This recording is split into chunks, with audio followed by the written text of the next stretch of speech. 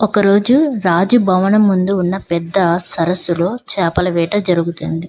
ఆ సరస్సు రాజ్యానికి ఎంతో ముఖ్యమైనది. అక్కడ నీటితో పంటలు పండేవి, ప్రజలకు తాగునీరు దొరికేది. ఆ సరస్సులో ఎన్నో రకాలైన చేపలు ఉండేవి.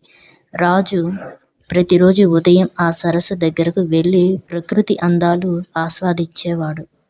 ఆ రోజు మాత్రం వింత జరిగింది. రోజు సరస్సు ఒడ్డున నిలబడి ఉండగా ఒక వ్యక్తి వల వేసి బయటకు తీసినప్పుడు అందులో ఖచ్చితంగా 10 చేపలు కనిపించాయి. ఒక చేప మెరిసిపోతూ వెండి రంగులో కనిపించింది.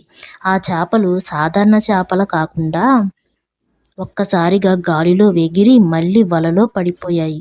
రాజు ఆశ్చర్యపోయాడు. ఇవి సాధారణ చేపలు కావు అన్నాడు. వల వేసిన వ్యక్తి భయంతో వంగి, మహారాజు, నేను ఏం చేయాలి అని అడిగాడు. రాజు కాసేపు ఆలోచించాడు. ఆ తర్వాత అన్నాడు, ఇవి వెంటనే వంటగదిలోకి తీసుకుని వెళ్ళు.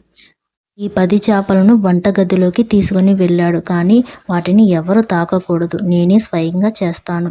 రాజ్యంలో మొత్తం ఈ వార్తతో గుసగుసలాడింది.